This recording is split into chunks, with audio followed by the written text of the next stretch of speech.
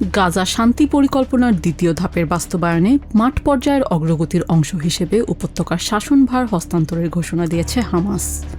দীর্ঘ ১৯ বছরের শাসন ক্ষমতা বিলুপ্তির হামাসের এই ঘোষণাকে স্বাগত জানিয়েছেন স্থানীয় প্যালেস্টিনিয়ানরা। গাজার বাস্তুচ্যুত প্যালেস্টিনিয়ানদের মতে বোর্ড অফ পিসের উচিত এখন গাজা পুনর্গঠনের পথ খুলে দেয়া। কর্মসংস্থানের বিষয়ে পিস কমিটির ভূমিকাও যাচাই করতে চায় গাজার যুবকরা। আমরা এখন দেখতে চাই তারা দেশের জন্য কি করতে চায়।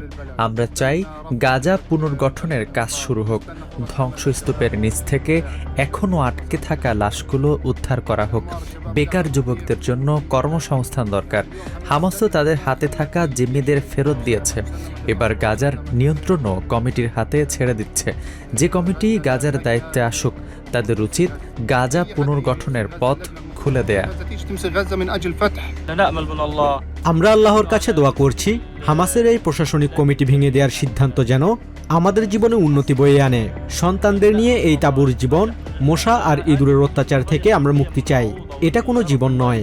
আমরা প্রতিনিয়ত নির্যাতন আর মৃত্যুর মুখোমুখি দাঁড়িয়ে আছি। পুরো বিশ্ব যেন আমাদের দিকে একটু মানবিক দৃষ্টিতে তাকায়।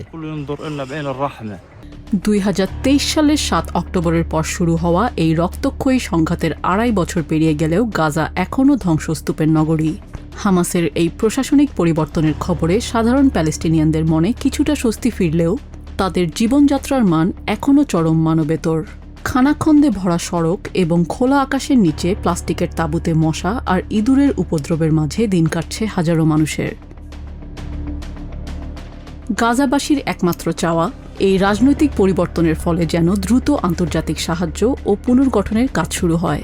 কথিত যুদ্ধবিরতির পর দীর্ঘ সময় পার হলেও দখলদার বাহিনীর অব্যাহত হামলায় প্রতিনিয়ত প্রাণহানির ঘটনায় গাজাবাসীর শঙ্কাও কাটছে না। পুরো ৮ মাস কেটে গেল, কিন্তু আমরা কিছুই পেলাম না। এখন অনবরত বোমাবর্ষণ চলছে, ড্রোনের গুলি আর F-16 ফাইটার জেট এসে বাড়িঘর উড়িয়ে দিচ্ছে। মানুষ মরছে, নেতানিয়াহু কাউকেই পরোয়া করছেন না। অথচ এখানে কত নিরস্ত্র অসহায় মানুষ বসবাস করছে, আর পুরো বিশ্ব এখনো চোখ বন্ধ করে রেখেছে। হামাসের এই প্রশাসনিক বিলুপ্তির পর এখন পুরো গাজা পুনর্গঠন প্রক্রিয়া ও যুদ্ধোত্তর ভবিষ্যৎ নির্ভর করছে আন্তর্জাতিক সম্প্রদায়ের পরবর্তী পদক্ষেপের ওপর।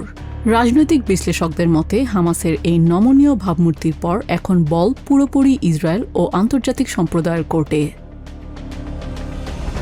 সোমবার দেইর আল বালায় এক সংবাদ সম্মেলনে হামাস জানায়, গাজার শাসনভার তারা স্বাধীন টেকনোক্র্যাট কমিটির হাতে তুলে দিতে তাদের সরকার বিলুপ্ত করেছে। তবে হামাস সরকার ভেঙে দিলেও আপাতত বিভিন্ন মন্ত্রণালয়ের কর্মী ও প্রশাসনিক কাঠামো আগের মতোই থাকবে। জনস্বার্থে পেশাগত কর্মীরা তাদের দায়িত্ব পালন করে যাবেন, যা পরবর্তী বোর্ড অফ পিসের স্বাধীন কমিটির তদারকি করবে।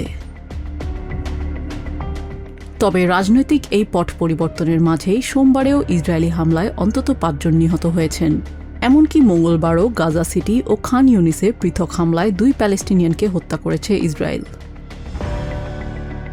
নিজিয়া জামি, TVN24 নিউজ ডেস্ক।